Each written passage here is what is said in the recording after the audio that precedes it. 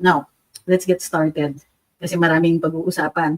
We had a look, not a complete look at the Quadcom hearing yesterday, and we noticed na may mga in the spirit of Christmas na nilift yung contempt order para makauwi. For some, like Alice Guo, hindi naman siya makakalabas because she's detained on criminal charges.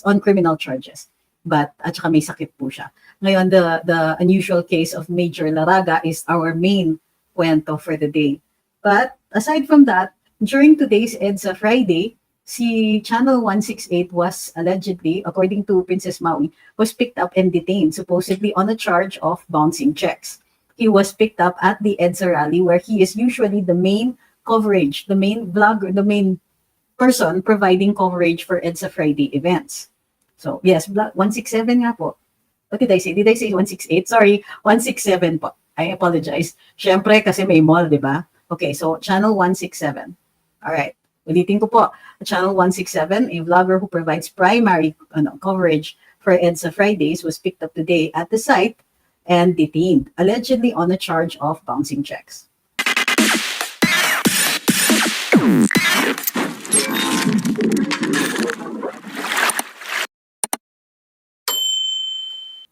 Okay.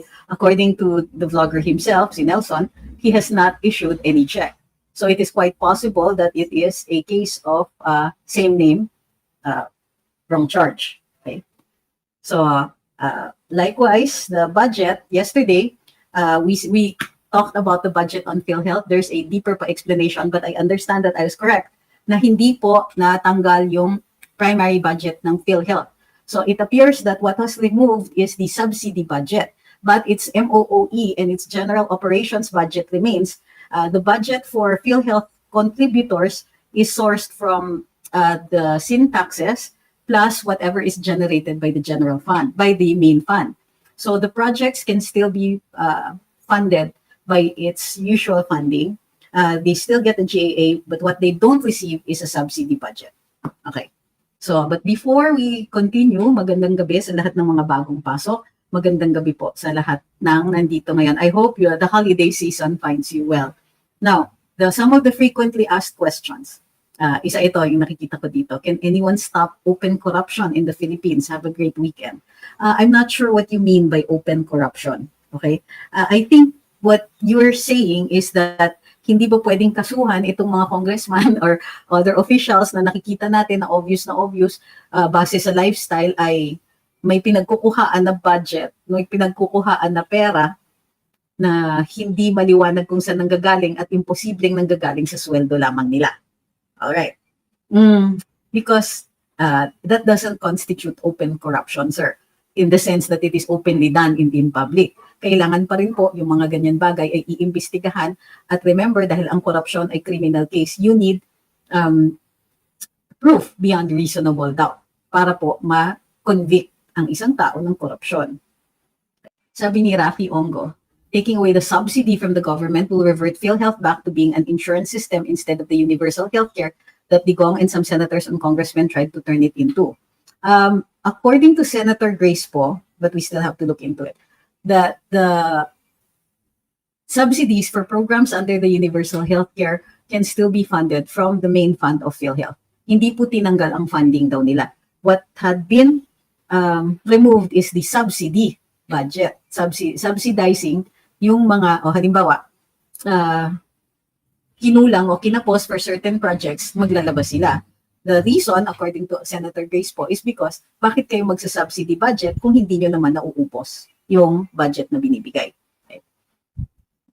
Ang sa akin, kung hindi nauubos, dapat huwag nyo pong tatanggalin, it must go into the PhilHealth Fund. That way, wala silang reason. Instead of removing a subsidy budget, maintain this budget, tapos pagka hindi po na na kumpleto, kumbaga hindi nila nagamit, then put it into the general fund. That way, lumalaki yung pondo na pinagkakakitaan ng PhilHealth para sa mga programa.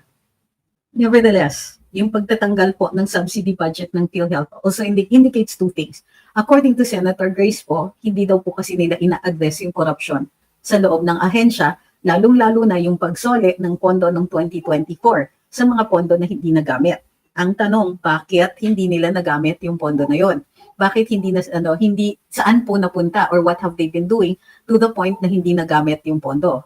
Furthermore, naayos na po ba nila yung mga billing systems ng mga ospital, na naiimbestigahan ba nila kung sa tama po pumupunta ito at kung sa tamang halaga ang nalalaan ng mga programang ito. Additional to that, ayon sa Universal Healthcare Act, dapat meron na rin pong mga programa o scholarships para sa ating mga medical professionals. However, nabawas din po ang pondo para doon. Usually, ang mga ganito, lalo na sa free tertiary education, kinukuha yan sa subsidy budget. Sabi ni Ma'am Tina, correct, as it is, ang konti lang ng sinasagot ng PhilHealth sa hospital bills. Correct. So bakit ang konti? Why have they not been providing more? At saan nila ginagamit kapag hindi na ubos at the year end? Ito po ba ay nire-realign? Dapat kapag sa year end, i-declare na nilang savings, but savings should be going to the general fund and not reverting to the treasury. Ganyan po sa ibang sa endowment. Halimbawa, the NCCA has a National Endowment for Culture and Arts. Mayroong something like 200, 300 million every year for culture and arts projects. Maliit lang po yon if you consider na ang conservation takes up millions. Ngayon, pag hindi yan nailaan at hindi yan naubos sa isang taon, yung sobra doon ay babalik sa endowment fund nang sa gayon lalaki siya. And therefore, kung malaki yung fund, mas malaki yung interest, mas maraming pera para doon sa mga proyekto. In addition to that, the Senate now is under scrutiny dahil pumayag po sila sa AKAP. Ang problema sa AKAP, it is a direct giveaway. Diba? It's a handout. Ow! Not a scratching post. The AKAP is Ayuda sa Kapos ang Kita program, which provides financial aid to low-income workers who are struggling with high prices. I think when you say low-income workers who are struggling with high prices, that's everybody in the Philippines except the oligarchs.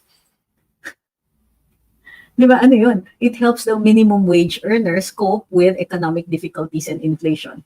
So ano yung determination? How do you determine if a person is entitled to this? Mukhang ang standard lang ay minimum wage earner. So anong kailangan ipakita? Payslip? And who decides who gets? Ano yung cut-off? Ano yung Hindi maliwanag. At bakit ang mga kongresista are the ones who are seen giving this out? AKAP is a program under the DSWD. Therefore, an executive function. Aba, bakit andyan ang mga kongresista? Photo ops? As everybody has already by now seen, the giving away of ayuda, the way they give away this handout, is clearly in aid of politicking. There is no clear indication of the standards. There is no clear indication of the purpose, nor have there been any reports about people being lifted up or uplifted or their conditions improved or the status improved simply because they were given these things. Now, we understand na may mga panahon talaga na nangangailangan ka. Pero ito ba ay binamimigay bulto-bulto? Hindi. Dapat ina-assess muna kung ang tao ay nangangailangan at kung papasok sila dun sa standards katulad ng minimum wage. So bago po, hindi yun pwedeng basta bulto-bulto ibigay na, paano na decide yan? But in the road shows that we have seen, ay kulang na lang ihagis sa ere yung mga peso bills at sumigaw na diba? I am the emperor of ice cream. Sabi ni Ay Budolo, mag-grant po ba ang bail petition ni Mayor Alice Go? I think in a fair fight, it is quite possible because it has to be shown, the illegality of her act still has to be shown in view of the fact that the POGOs were legal. In fact, up to now, it is not criminally illegal. It is just banned in the sense na, sabi ni Presidente Marcos, hindi na pwedeng bigyan ng mga permits yan. Pero if a POGO operates, even now, can you put them in jail? No, because there's no criminal law punishing a POGO. So the question is, what is she charged with? So if it is, kasi ang nakalagay sa mga pahayagan for being an agent of the POGOs, it is unclear if this by itself is what they consider the crime. If it is, then expect the case to be dismissed. But before that, she will be entitled to bail.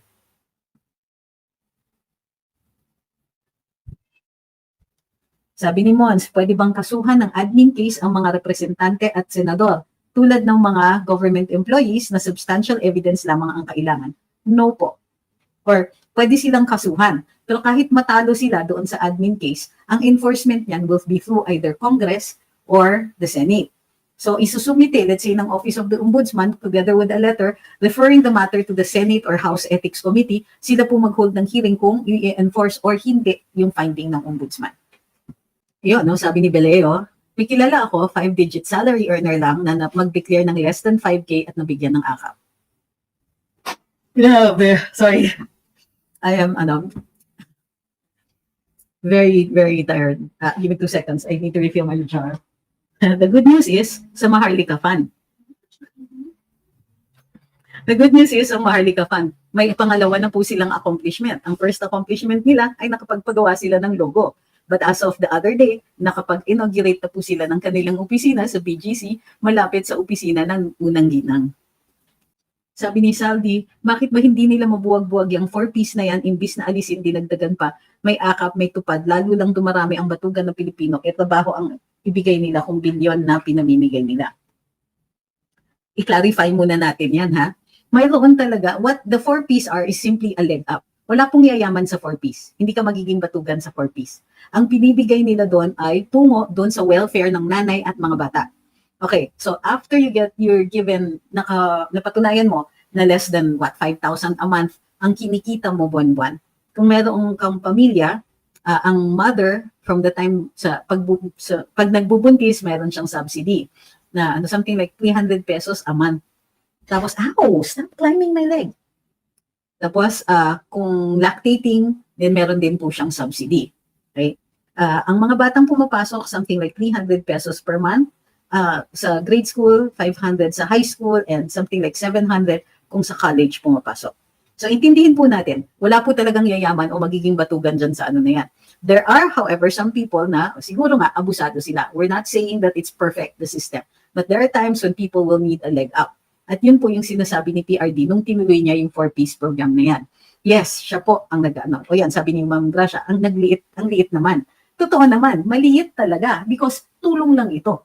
Sa ngayon, to ensure that the kids go to school. So, wag po tayong mag-ilusyon na may yayaman o may makakapagpariband sa ano na to. Hindi po. Masyadong maliit. Ngayon, ang problema yung ayuda. Okay? So, itong mga to, binibigay ito sa poorest of the poor to ensure that the kids go to school or that the mothers will be able to feed their children or nakakakain ang isang nanay nagbubuntis. So habang buntis, meron siyang subsidy. Habang naglalactate, feeding siya, mayroon din po siyang subsidy. Pero maliit lang. Per month yan, 300 pesos lang. Okay? So wag po tayong wag po tayong judgmental sa mahihirap. Ang problema, itong ayuda programs as initiated by the House. Hindi po ito tumatarget ng poorest of the poor. At hindi po ito pag-subsidize para makatapos or anything like that. These are one-time handouts na minsan hindi maliwanag kung para saan yon. Now, yung AKAP, kapag kunwari kinapos ka, regular minimum wage earner ka, o let's say hindi ka nakatrabaho ng 8 araw, ang laki na makakaltas sa sweldo mo or wala ka sa arawan ng 8 araw na yon, hingi ka ng tulong. Yun po ang AKAP, bibigyan ka ng tulong ng DSWD. Pero the way Congress is implementing it, magro-roadshow sila, may mga dancers, may mga singers, may mga flag waving, tapos bibigyan kanila ng pera. Parang kanila yung pera na yun na, kita nyo na? Binibigyan namin kayo ng pera. Wow, di ba? Maalala nyo kami sa susunod na eleksyon. So yun, doon natin nakikita yung problema. Yung ayuda initially was during the pandemic. Kasi nga hindi makalabas ang mga tao. Yung mga talagang mahihirap na wala namang nailaan na pondo to ride out the lockdown, hindi makakabili ng pagkain. So namigay ng pagkain, namigay ng konting pera para makapag-order and so on. Ito po, ang purpose ay tawid lang. Lahat ng tulong na ganyan na binibigay ng gobyerno, tawid yan. Okay? So, wag po tayo, again, marami kasing misinformation tungkol dun sa 4-piece program. Ngayon, para rin hindi sila nalululong sa utang, ang mga 4-piece entitled po sila sa PhilHealth. Pero hindi yan malaki. Kumbaga, ito yung pinaka-basic na basic. Kung malagay sila sa ospital at they have to be kept in the hospital, ward lang po. At yung basic lang ang mabibigay sa kanila. Ang nagbabayad ng kanilang premiums ay ang gobyerno pa rin. Now, bakit? We need to break the cycle of poverty. Kaya nga po, ang kondisyon para dun sa 4-piece ay yung mga bata kailangan pumasok. Chine-check po yung attendance na yan. If it is done right in the barangay, may attendance check yan. In some areas, it's random. In other areas, regular yan. May report from the school. Okay? So, ang intention yan is to break nga the cycle of poverty. Kung makatapos mag-aral yung mga bata, kahit paano, they will be able to help their family, makakakuha ng trabaho. Okay? In this economy, ewan ko kung mangyayari yon dahil yun nga, bumagsak ang foreign direct investments. Oh boy. Okay. So, yun yung intention niya. Pero yung ginagawa ng Kongreso, hindi yan tulong. Hindi yan tawid. Ito ay handout ng walang kadahilanan. Yung ayuda during pandemic, may dahilan. Yung ayuda nitong kongreso natin, walang dahilan kung hindi eleksyon. So, sa kagustuhan natin na baklasin yung argumento ng kongreso para ma-justify yung kanilang ayuda at lalong-lalo na itong kamanghamanghang akap na hindi na dapat matutuloy and suddenly, surprise. Meron na daw kasi ang Senado, so entonces natuloy na. So, ayun, sabi ni Ma'am Josephine, totoo po yan. May report sila sa 4Ps. Okay? So, wag po natin haluin yung dalawang issue. Kailangan talaga natin na wasakin na yung cycle of poverty because poverty begets crime, begets a lower economy, lower capability for earning, a failing economy. Okay? Kailangan talaga tulungan natin ang mga mahihirap na makaahon. Ang ayuda, hindi tumutulong at hindi sila nakakaahon. Instead, para saan yung gagamitin yung pera? Mabuti sana kung makapaglaan sila nito, makapag-umpisa ng munting negosyo, okay lang. Pero sa economy ngayon, medyo mahirap yan. Dahil ang alangan ng amount ano yung 5,000? Yan ay kung hindi pumalti sa inyo yung mga local government officials. Isa pang dahilan para dyan sa mga ayuda na yan ay syempre para merong sumalo dun sa mga naliligaw na barya. So halimbawa, 10,000 ang ayuda, minsan ang naliligaw dyan, 8 o 9. Opo, yan po yung mga chika sa amin, mga nagdi-distribute. Pero, katulad ng dati natin binanggit, dahil dyan sa ayuda, halimbawa, in 2024, 800 billion. So, since 800 billion ang ipinamigay ng walang mga proyekto or anything like that, that's 800 billion less for social services, 800 billion less for rescue and relief, 800 billion less for transportation projects, trains and others, roads and bridges, etc. That's 800 billion na hindi magagamit for development projects. Hindi magagamit yan to reforest, hindi yan magagamit to clean up the waters, hindi yan magagamit para magpatayo ng panibagong mga facilities. Hindi yan magagamit para matulungan yung mga power providers natin mag-establish ng mga pioneer sites nang sa gayon umabot ang kuryente sa mga lugar na hindi inaabot. That's another 800 billion also na hindi nagamit para ma-improve ang internet services natin dito sa Pilipinas. Okay. Nasabi ni Greener Earth Rose, maganda ang purpose ng 4Ps, kaso sa reality inaabuso. No sir, I disagree. Inaabuso, may nabibigyan na may mga trabaho na, tapos ang ATM nila nakasangla na. Now sir, kung mayroong ganon, then they must be prosecuted. Pero, if you're going to condemn the entire system, then you must prove that the majority fails. In short, hindi yan umaabot. And then we will have to think of another way. But the point is this, we are invested in making it work. We have to make it work because we cannot let poverty continue. Kayo ba, pag may nanlimos sa'yo, nakita nyo yung tao, gutom na, kaya nyong dumire-diretso ng lakad, ako nahihirapan ako. Parang ganun yun eh. Hindi tayo pwedeng criticize ng mga programa. It comes at the expense of the poorest of the poor. Kailangan nila yun. Pero kung babakbakan natin yung programa, generally speaking lang, and causing dissatisfaction, that is also dangerous for those who are in need. For those na kailangan makatulungan natin na makapagtapos yung mga anak nila, makakuha sila ng maayos na trabaho. Yun, sabi ni My Precious Gems Yona, ang 4Ps need na hindi sunod-sunod ang absent ng estudyante. If 3 absent sa school, di ka makatanggap ng payout. Tapos mayroon ding monthly meetings ang parents at may activities din. Every activity ng municipality and barangay, 4Ps are active kasi pag hindi, wala silang matatanggap na yung mga parents. So there you go. So it also helps to build communities. Now, hindi ko sinasabing walang corruption dyan kasi meron naman din po na ang nakalaan para sa 4Ps ay, let's say, naliligaw. So pagka ganyan, ang mahalaga, law enforcement. Imbestigahan, kasuhan, at ikulong yung mga nagnanakaw niyan. Hiwalayan natin, ha? Huwag tayong makipag-away sa mahihirap kasi nga wala naman sa kanila ang gustong magstay na mahirap. Sometimes, however, it's also important for us to remember na dahil ang mga karamihan sa ating impoverished sector ay hindi nakakatapos, they also make bad financial decisions. So yung may nagsabi na, nagpa-reband siya nung nakakuha siya ng whatever ng aid or ano. Ang mga ganyan is an example of a bad financial decision. So ang kailangan dito, kung hindi nag-work, kailangan ng more information, both doon sa barangay at sa local government na nagpapatakbo nito at doon mismo sa mga beneficiaries na ito.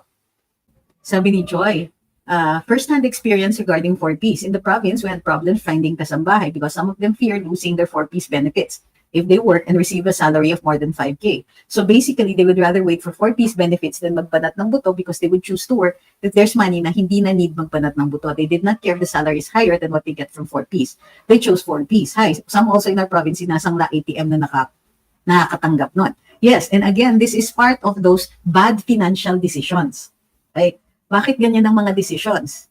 Ganito ang thinking ng mga mahihirap. Kasi kung tingnan mo, pati yung mga studies that are done in the informal settler sectors. Pag tinignan mo yung mga bahay, hindi nila ini-improve yung mga bahay. Barong-barong talaga. Maliit, masikip, madumi. Pero bumibili sila pag may kaya, pagka may mga windfalls, bibili sila ng appliance. They make the short-term decision to buy the appliance instead of improving the house or maghahanap ng paraan para mapasa kanila. They become owners of the house because of the uncertainty. Kapag nakatira ka sa pag informal settler ka, hindi mo gagastusan yung lupa o yung bahay kasi hindi yan sa iyo. Ang gagastusan mo, yung matatangay mo, yung portable. So yung ganyan din, yung mas pipiliin nila yung 4Ps, the decisions might also include, one, is it possible you will be uprooted? Number two, they do not see yet the buying power of actual money. These are people who have often seen money, large amounts of money, who have been promised large amounts of money. Well, for them, large na yung lampas 5,000 but it isn't real for them. Ganun po, they're incapable of appreciating the money and what it can do for them in terms of stability. Now, pagka natutulak na sila and they have to work, makikita mo, yung iba sa kanila, gagawa ng krimen. Yung iba sa kanila, the thinking is not as rational. People who are very, very poor actually think differently from you and me.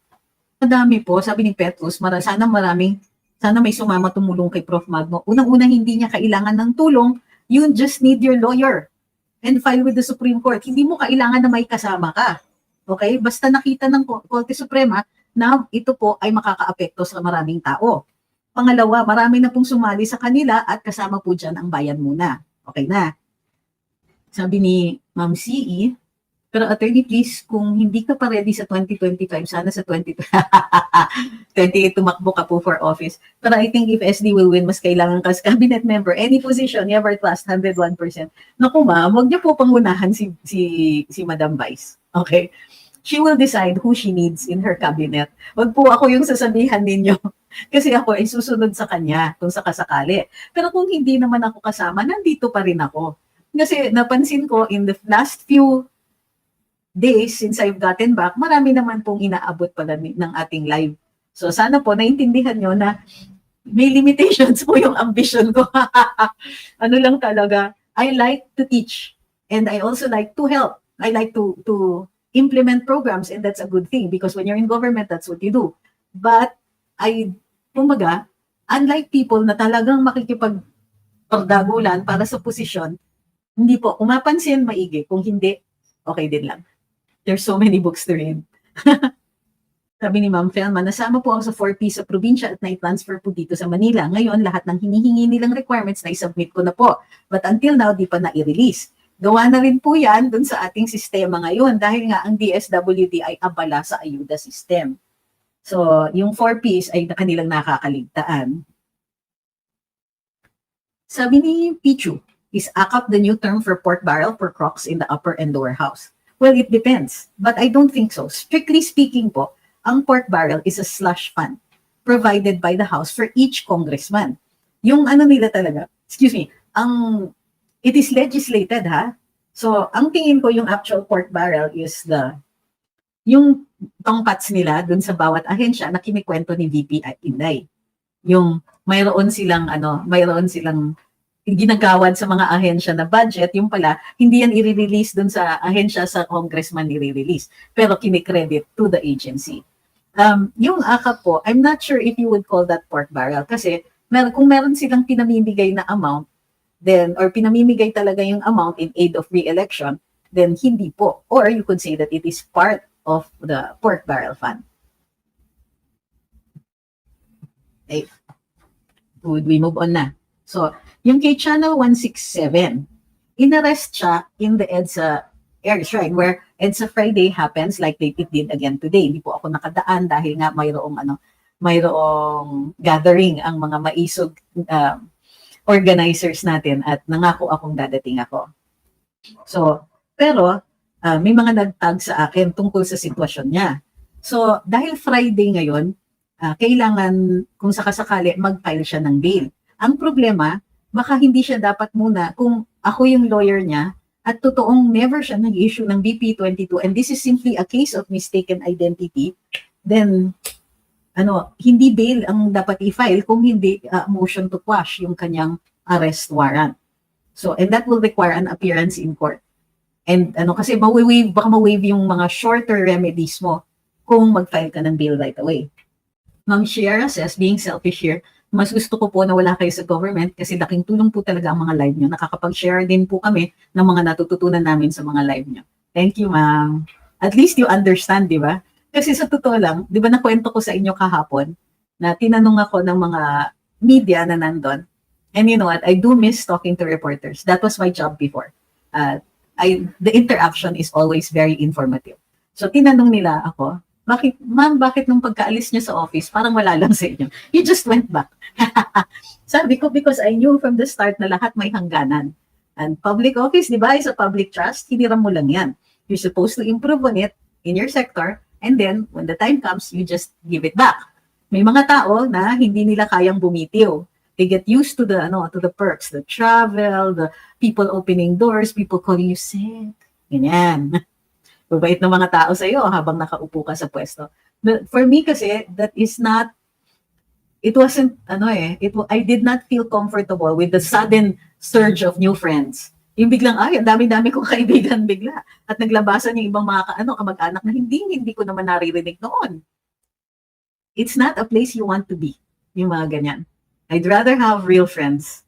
I would rather have yung pag nilalapitan ka, it's kunwari, lalapitan ako as a lawyer, straight out transaction, pro bono or for pay, at least alam niyo yung terms of the transaction. Yung mga may lumalapit sa'yo, suddenly may dala-dala, teka muna, hindi kita kilala, ano po yun? So, it was not a place that I like to be in. I like helping, I like the people that I meet and all that, but the politics, not so much. Sabi ni Jules, mataas bar passers ngayon, somehow katulong yung mga lectures mo, salamat. Pumasa ka ba? Isa ka ba doon?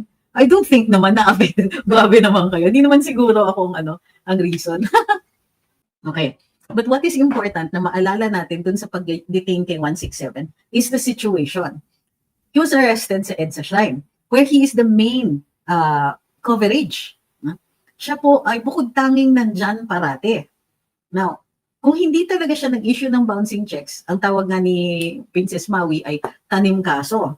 Kumbaga, this detention is also an attempt for a chilling effect. Sabi ng hero, ikaw na nasa US, are you insane? Nakagaling ko nga lang sa gathering ng Maisog and last Friday, I was at EDSA Friday. Ang weird nitong taong to. He's attempting to troll pero sa umpisang-umpisa pa lang ng hirit niya, fail kagad. Really, yung mga quality ng trolls na hinahire nila nowadays, ang weird. So, ikaw na nasa US. Di ba the other week, may nagsasabi na, ina-exploit mo lang yung feelings ng mga Pilipino habang you're safely ensconced in the US. And he tells me that the day I got back. Ang weird. Sabi ni Ma'am Caroline, pag nasa cabinet ka, part-time kang vlogger, pwede kaya? Bawal ako tumanggap ng pera, but nothing stops me naman, especially kung ako yung press secretary. The problem, ma'am, is nagre-reklamo yung Prad Media pag nagla-live ako on my own. So, remember, nireklamo ako kay Presidente noon na bakit daw ako nagla-live samantalang I should be giving me press briefings to the mainstream media. So, they're very jealous of their turf. I mean, many of them, I really like them as people, pero it's really a dog-eat-dog world for them. So, kaya na-limit po yung number of lives that I did. Sabi ni Daryl, kasi daw, pati yung pondo nila sa trolls na corrupt na din. Sila na nga lang nag-uutakan pa. Kaya ganyan po ang quality ng troll farm nila. So tama, sabi ni way I see it. Yung pag-detain kay Channel 167 ay chilling effect para manakot sa ibang mga vloggers na pumupunta. Kasi meron pang ang hirit yung mga trolls, di ba? Mas marami pa daw vloggers kaysa mga tao doon. Excuse me, hindi tao ang vloggers. Hindi kaya ang vloggers nandun precisely because they also believe in it. Ano po mangyayari sa mga vloggers na inaresto? Kung si Vlogger167 ay mistaken identity, that will be addressed immediately or it can reach the court. So, pagka sa court, kailangan niyang patunayan na hindi siya yon. He can apply for bail kasi kung BP22 lang yon, madali lang yung bail. Mura lang ang bail nun. And yes, kung magaling yung lawyer niya, kaya nilang mag-file during the weekend. It's not true na hanggang Monday nakakulong siya. There are some, may mga courts na nagtatalaga sila ng night court at saka may judge na parating on duty. Sabi ni Ma'am Josefina, balik ka na rin sa karambola, attorney. Well, habang may first lady dyan sa Malacanang, hindi po magagawa yun kasi siya po yung nagsabi doon sa sa stasyon na natanggalin ako bilang komentarista. Sabi ni Bobet, gandang gabi po, mabuti pa yung AKAP, okay na. Pero yung PhilHealth, zero na talaga. May pag-asa pa kayo magkapondo from South Korea. Yung subsidy lang po ang tinanggal. Budget for subsidy is zero, pero meron pa rin silang MOOE for day-to-day operations. Yung subsidy budget ay yung pangdagdag doon sa mga proyekto. Tinanggal po yon as a penalty, sabi ni Senator Grace po, kasi hindi nila nauubos yung pondo para sa mga projects. And that's really bad. Mali yun. Sabi ni Fab po, insecure siya sa'yo, palibasa. Ay, no comment. Ayan, chilling effect na kagad. Bahalang mapila. What is mapilaw? Mapilaw? Basta makakita lang ko sa imo live. Ay, pero paki-explain ano yung mapilaw? Sa tanang buhay ko, ngayon lang ako natatakot, sabi ni House of OC. Sabi ni Rod June, bawal pala magkasakit ngayon. Actually, ang nakakabahala is yung tuloy-tuloy na pakikialam sa PhilHealth. Mas parang noon inis ako panahon ni Duterte, sabi ko, bakit former director ng NBI ang nilagay sa PhilHealth? Ibig sabihin, they'll spend all their time looking for wrongs and all that. What about yung pagsulong, yung investments para lumaki ang pondo and so on? Now, I see the value of it. Kasi hindi pa na tumigil and in the past 2 years, marami na namang, kumbaga milagro daw, according to Senator Grace po, kung bakit hindi na uubos yung kanilang nilalaan na pondo para sa mga proyekto.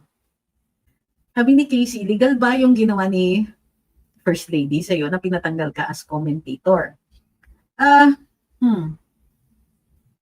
There's damage, so pwede nating sabihin hindi. Pero ang pwedeng magreklamo, hindi lang po ako, dapat pati yung nagtanggal sa akin yung stasyon. Pumayag sila and they own the station. Effectively, she asked to get me removed. Andun ako as a producer, not even an employee, so walang violation ng labor code. It's possible that it is illegal, but it is unenforceable. Diba? I'm a VA, it is a VA, paying directly to PhilHealth as voluntary member. Nakakawalang gana na talaga magpatuloy, nilalaro lang nila mga tao. It's really, kainis nga Kasi meron pa mga hindi nagagawa under the Universal Healthcare Act. Nasa na ba yung mga scholarships for medical care practitioners, for medical care providers, health workers, and so on? Sabi ni Danilo, maaari kayong magkakaso si VP nang mag-release siya may trust issue sa media on AFP and PNP. Could you tell me what she said nang mag-release siya na may trust issue sa media on AFP and PNP? Pakilinaw po. I'm not sure I remember that statement. Sabi ni Hanso, bakit mas magaling ka pa magpaliwan? Well, sa legal terms kumpara kay Attorney Claire. I think magkaiba lang kami ng style. Yan si Attorney Claire, kayo naman. Di ba kami magkaaway? Magkaiba lang kami ng politika. Kaya she will be watched by the people who shares her views. Okay lang yan. Maverick, hi. Sabi niya, madami lang ang takot. Di tulad ng panahon ng Marcos Sr., umaabot pa sa pakikipagbasagan ng ulo at umaabot pa sa buwis buhay dahil katwiran nila, total pinapatay sila ng pakonti-konti, makikipagsabayan na lang sila hanggang naka-meet nila ang tagumpay ay napalaya sa mga Marcos. Okay, sabi ni Chrissy, paano po pag na-confine kami sa hospital at part ng bill is PhilHealth pag discharge? Ibig sabihin hindi na ipapalti ang PhilHealth pag walang pondo. Hindi po ma'am. Nagkakaroon lang ng utang ang PhilHealth sa hospital pero that's not your concern na. I-deduct na yun ng hospital, sila na yung magbibill sa PhilHealth. Sabi ni PhilShield, paano kung ginagamit nila ang tanim kaso, paano na lang kaming ordinary na tao bilang taniman ng katulad ng estafa kaagad? Is there any other simple remedy sa tanim kaso? Actually, simple lang yung remedy. Pwede kasing sa pulis mo patunayan yung identity nyo. Ngayon, kung yung pulis ay kasabwat dyan sa tanim kaso, then you will have to do it in court. Now, the court already has, kung wala kayong lawyer, may PAW doon. And you can ask sa help sa pag-file ng bill. So, yun na nga. Pero para dun saan ba daw nakadetain si 167? Baka pwede nating dalawin at padala ng mga pangangailangan niya. Sabi ni Kitty Golfer, one of the attendees at the vloggers meeting with VP Sara is a friend of mine. I was so happy when he posted a photo with you. Sabi ko sa kanya, favorite ko yan. Ma'am, sabihin niyo naman, itag ako para nakikita ko yung mga pictures ko. Sabi ni Ma'am Maria, I'm a solo parent with an elderly dependent and children member ng PHIC. Affected ba yung subsidy sa dependents? Hindi po. It shouldn't be. Sabi ni Demystifying Maria, ganun ang picture niyo, ma'am. So fired up and pissed off, may kabagdagulan ako na GC since campaign in 2022 na pro-BBM. But there are peeps like me with budol feelings. Ayokong umalis kasi idol ko si BP. Mission ko mambuisit. Make sure, ma'am, na kayo yung nambibwisit at hindi nabibwisit. Okay?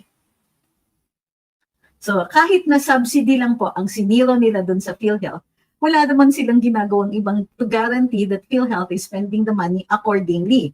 Pero nakita ninyo, no, nagbawas din sila ng budget yung dun sa education. Yan po ay para dun sa mga future doctors natin. Yan po for future nurses, healthcare professionals na kailangan natin kasi nagkaka-brain din tayo. Hi, Ma'am Beverly, sabi ni Ma'am, correct, Beverly Salvio. Ganda ng boses mo, napanood kita kagabi. Ma'am, ay, so dry. Kayo pa talaga nakapanood. Kayo dyan yung magaling kumanta. Ay, okay. Thank you, Ma'am.